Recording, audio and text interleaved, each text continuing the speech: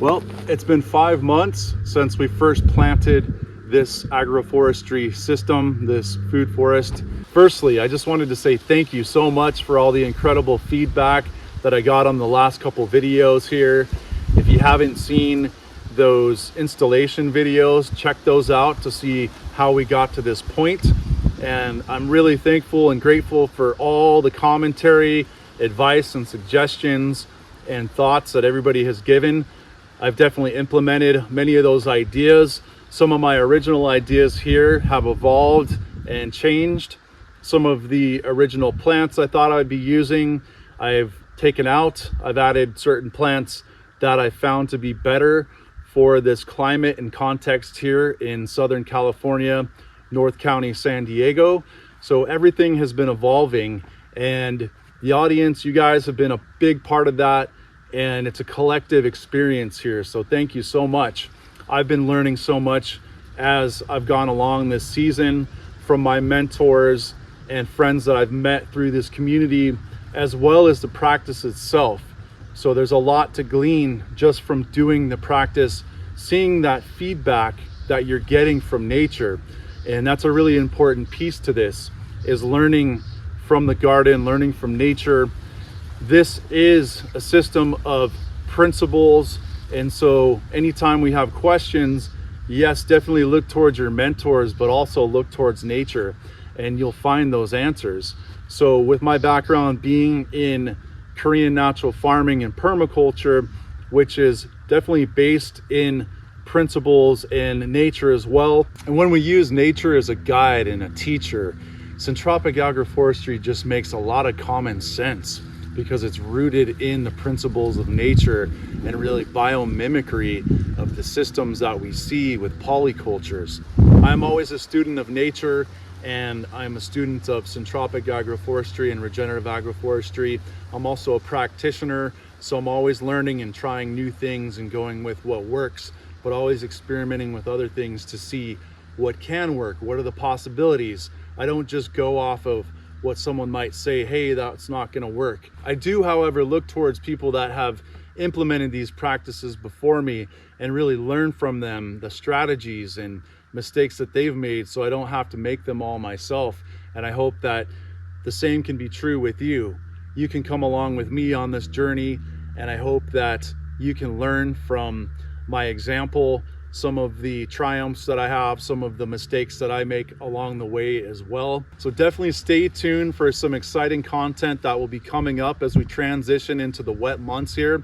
I have a lot to establish with the cover crops and more support species here in this accumulation phase. I'll be doing a bunch of seed bombing with different consortiums and sharing my process for that, as well as the species that I'll be using to further establish this placenta that we're growing from, and all of those support species, nitrogen fixers and accumulators, as well as the ground covers, the pollinators, all of those support species, and how to establish those, how to make seed balls. And I'll be planting the alley crop here for the winter crops and really evolving this food forest. So really excited for the rainy season. I have a ton of cover crop that is laying here dormant, just waiting for the rains. So stick with me for that, and let's go check out the progress here. This is the entrance on the bottom terrace that we installed the banana circle here. And I added some other support species. This year has been a lot about support species, including these bananas. I do intend to harvest bananas in the future, but right now they're really intended for chop and drop, building the biomass in the soil. And this might not be the best climate. We're in a very arid climate out here in Southern California, in North County, San Diego. However, there is a way to mitigate the climate here to grow bananas. Bananas require a lot of water, they like a lot of nutrients, so hence the reason we planted them in this circle in a hugelkultur. In this hugelkultur, it does require water the first year to really get it charged, but all that wood that we've buried down in here is really going to hold a lot of moisture and really help to house a lot of the beneficial fungi and soil biology that's going to really help to expand and really grow the life of the soil here in this food forest. These bananas won't require nearly as much water as they would if you're just planting them in straight sandy soil that we have here. I have some comfrey circling the banana circle, and this is getting nice and tall. Another support species, mainly to feed the bananas. So I'll be chopping that back, feeding that into the center of our banana circle. So over here on the edge of this terrace, we have support species down. This is the purple elephant grass. The rabbits do tend to like this, so you know, I've really had to protect it. I'll probably put a cage over it to really get it established more, so the rabbits, you know, they can't totally devour the starts. They have kind of gotten to a few of those and hindered its growth, but it's going to make it in the long run. It's very tenacious grass. This is one of the local, not a native, but one that you find growing in ditches on the side of the road. So I planted some of that as well. And then we have some castor that you also find and does really well in this climate, growing along the roads all over Southern California. So these have proven to be really great support species for this climate. And it's about 9:30 a.m. We do get some good shade from these eucalyptus and oak trees, but about this time of day, you can see we get exposure here from the east. And so I'm trying to create a protective barrier to really give my bananas a little more shade and kind of everything more shade. And as the sun angle comes across the sky, sets over here in the west, I'm really trying to armor and protect this whole side. Definitely keeping the Hawaiian vibe. Got the tea plant here for good luck and protection. Adding some various flowers into the mix. Cosmos, zinnias, calendula is a go-to for me. Coneflower. We've got the annual Mexican sunflower here. You can see this entrance guild. We have cassava, which is a staple starch crop, the root crop.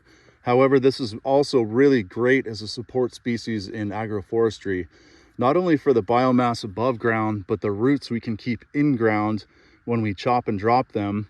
These are also really easy to live stake if we want to take a section of the stem and replant that. So I do intend to propagate a lot more cassava from the more mature plants that I have here. But we just have a nice guild here. I do have the kalo, the Hawaiian kalo. And for me, this is more, I just love this plant. It reminds me a lot of Hawaii. So in this garden, it is more of an ornamental. It does require a lot of water in this very arid climate. We don't really have that, so it's not a great option unless you have a ton of water here. But it's more an ornamental for the kind of Hawaiian guild. We have some marigolds in here. We have some of this lemongrass, and then our sugar cane. Hiding down in here, we do have some of the purple sweet potato. This is the Okinawan sweet potato. Seems to be hanging in there. A lot of the other crop down the way got eaten by the rabbits, so we got to figure out a way to protect that crop if I want to keep growing the sweet potato. So I have added a lot more support species through research and really just spending a lot of time thinking about how to best plant this the first season. So some of those support species have changed since the first video, the first installment, which I was really focusing on the Mexican sunflower, which obviously that's doing really well. I was looking at tree lucerne And then the Inga, the ice cream bean. A lot of the ice cream beans, some of them didn't make it. Some of them are still in there, but not growing as fast as I hoped. So a few of the other supports I decided to interplant in here are aloe vera. Aloe vera doesn't require a ton of water, yet it holds a lot of water. So we can harvest the outside leaves to lay down and mulch some of the other target crops that we have in line here. We do have the papaya, Mexican and Brazilian papaya here. This will be a secondary fruit harvest in a few years. We have it all shaded out by the Mexican sunflower, so we're really giving it a fighting chance while it's young.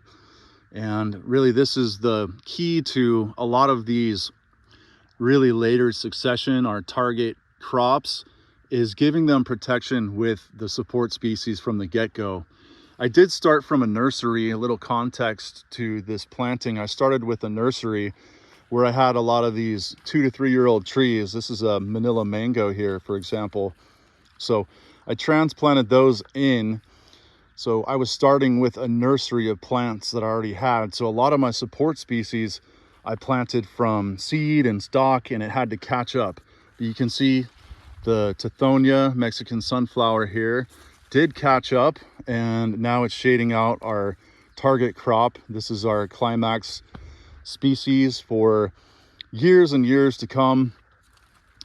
This is mainly what we'll be looking at growing here: the mangoes, the guavas, and we have a sapote as well in line here. So in years to come, those will be the target crops that you see in line. But right now we're at an earlier succession.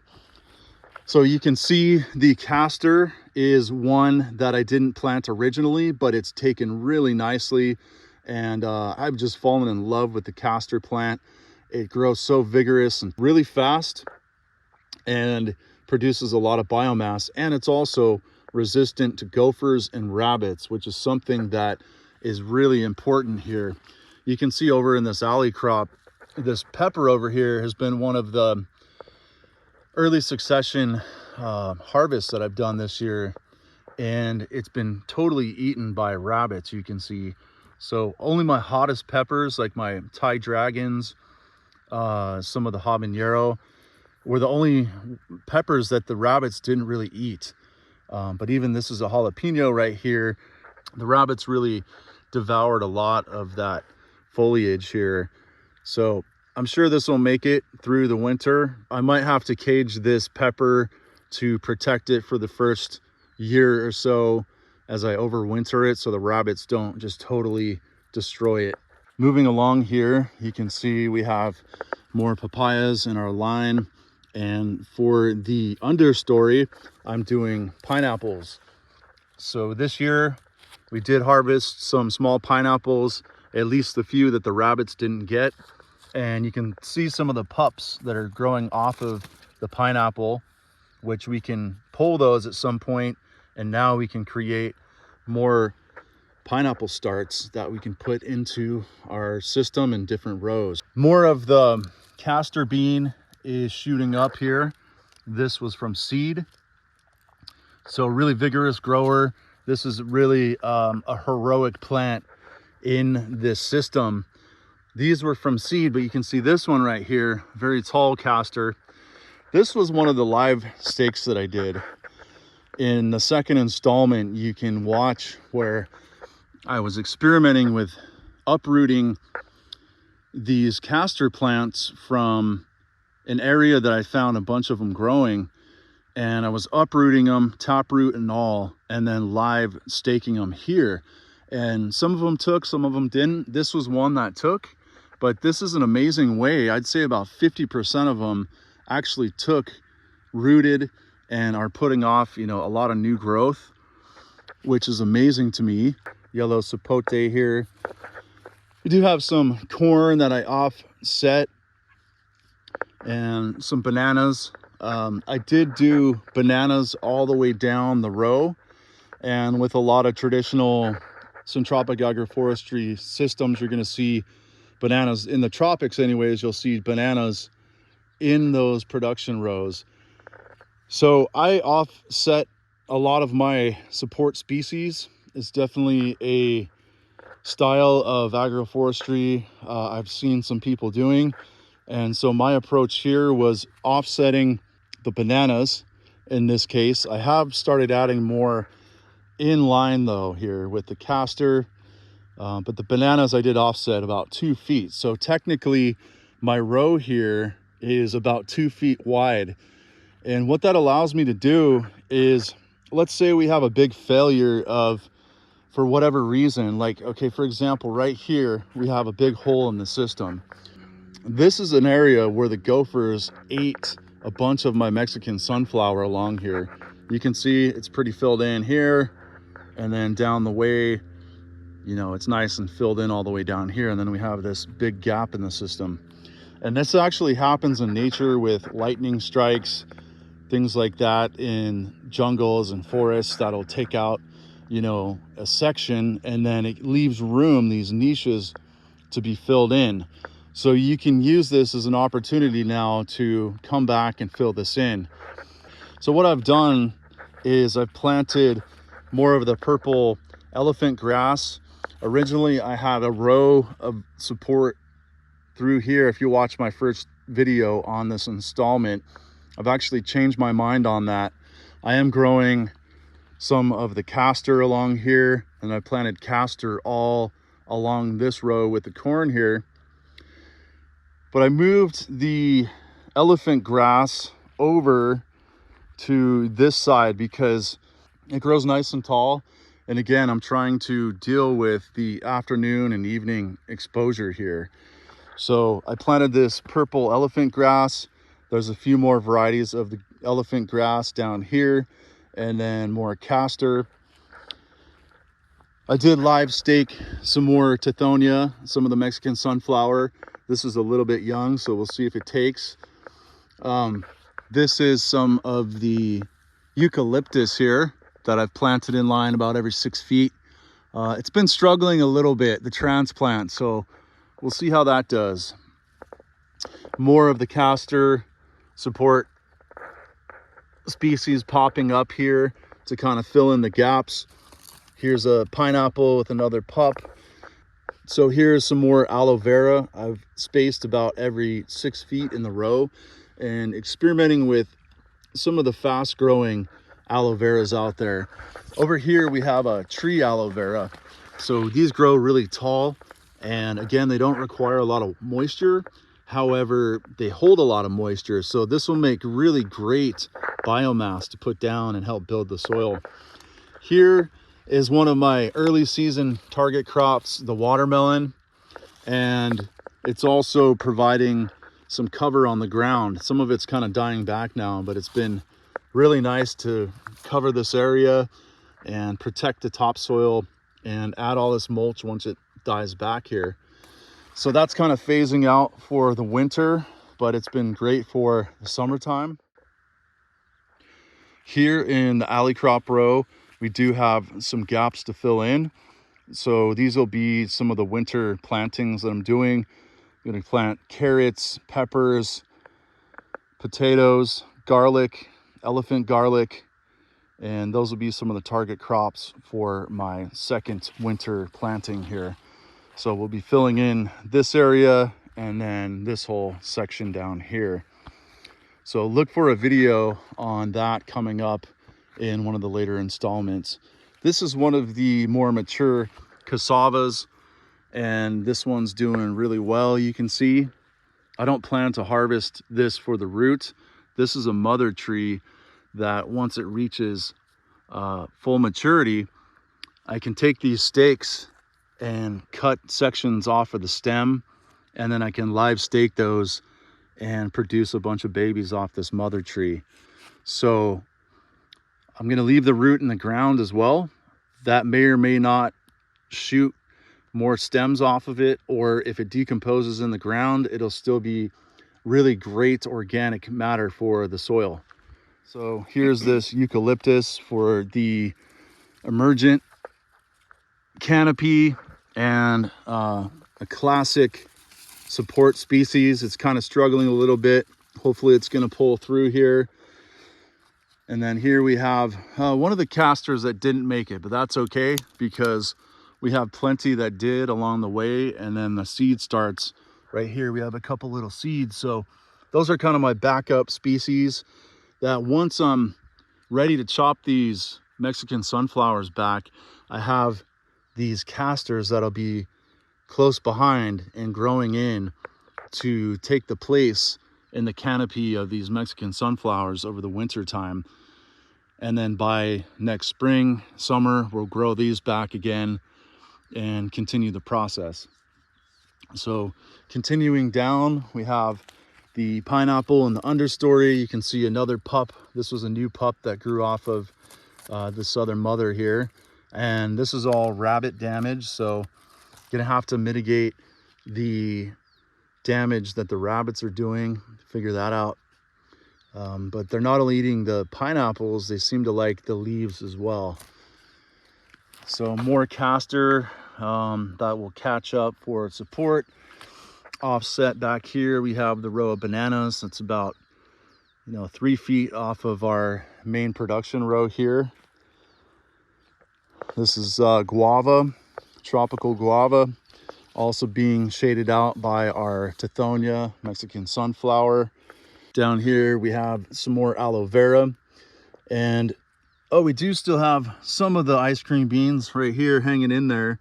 I think a few of them will pull through, but it really got stunted. They didn't grow nearly as fast as I hoped they would, so I don't think I'll be growing the Inga, the ice cream bean, for so much support here, but I do want to grow some mature trees just for the beans.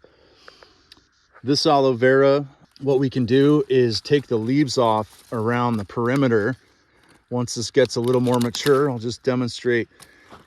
We can use these leaves to mulch down around our target crops. Here's a papaya, and really feed around all of these target species, these climax species, trees that we're growing, help to fertilize them. So as these aloe vera mature, we can just pull these leaves off and mulch down. These also hold a lot of moisture, and they're great for growing in this arid kind of desert oak savanna here in Southern California. So by now you're probably seeing the pattern in the system. You can see we have another pineapple here. Those were all spaced in between all of my target species, my long-term target crops, the guavas, the mangoes, and the sapote.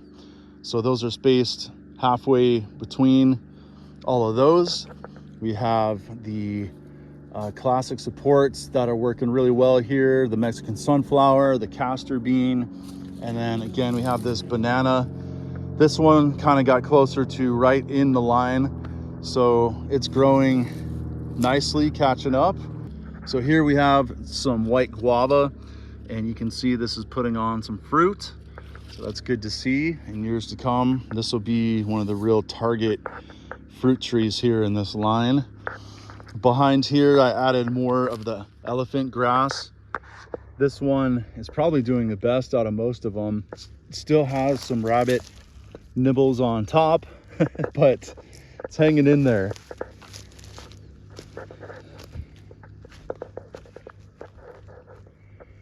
More aloe vera, castor, it's catching up to the papaya. We do have a volunteer pumpkin here. I don't know where that seed came from, but that made it in. So that's adding some nice ground cover, biomass, and we'll have at least one pumpkin for Halloween. So we have another pineapple, castor. This eucalyptus tree is suffering, so hopefully it's gonna pull through. We're gonna chop that back, and hopefully we'll get some new growth. Moving along here, you can see I filled in this back edge.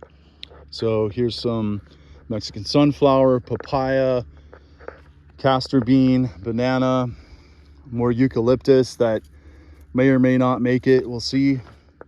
Aloe vera, another guava tree, castor bean, papaya, castor, and then we have some of the Malaysian purple guavas over here on the edge. and some support eucalyptus, giving a little bit of shade in the afternoon, looking to mimic that with some of these other eucalyptus in the line here.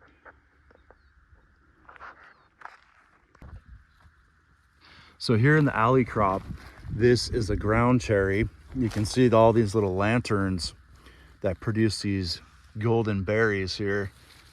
This is a really great ground cover, nightshade. It does really well in a hot, dry climate. So I'll definitely be planting a lot more of the golden berries. This ground cherry keeps close to the ground to protect the ground, and is doing really well.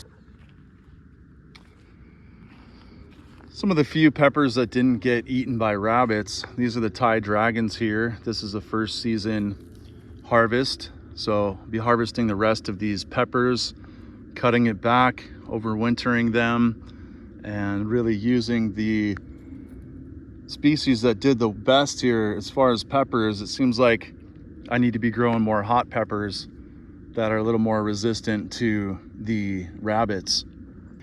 And then all along here, I do have these peppers that I've cut back, overwintering them.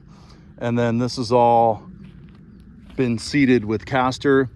So looking to really grow a lot more castor over the winter as a companion support species, chop and drop. Help to fill out this canopy, add a little shade, a bunch of biomass.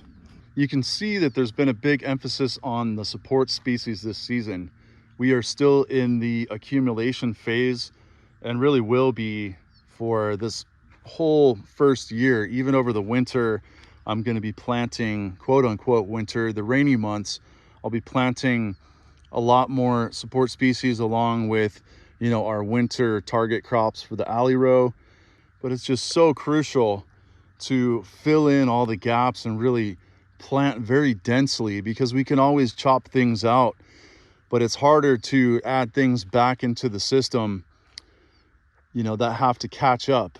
So really the best practice for syntropic agroforestry and starting these new lines is planting from seed, stake, or young transplant right from the get-go.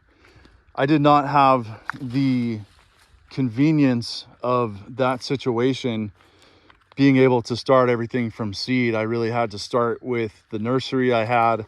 I'm also leasing this land, so that was also an added motivation for me to start with a little bit more mature starts in the system.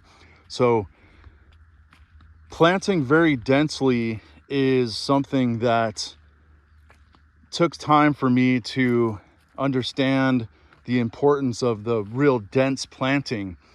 If you come from a background of more orchard style or permaculture, sometimes you're not thinking about super dense planting, because literally we're growing all of our own fertilizer here, all this biomass that's being cycled back into the system here.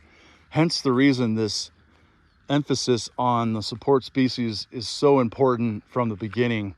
And I could go a lot denser even than I have here. And so the thing is, you can always pull out, you know, certain plants that might be too dense in the system. You can always chop those back, you know, and create biomass from them.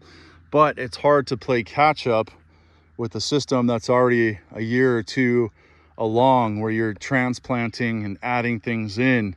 Don't be shy to really plant heavy on a lot of your support species and be thinking about all those successions, your first year crops, your secondary crops like papaya, your climax species, in this case the mango, the understory, the pineapple, adding different nitrogen fixers, the Inga bean here, accumulators like comfrey. Be thinking about all of those different niches that need to be filled, and up front it can be extremely dense.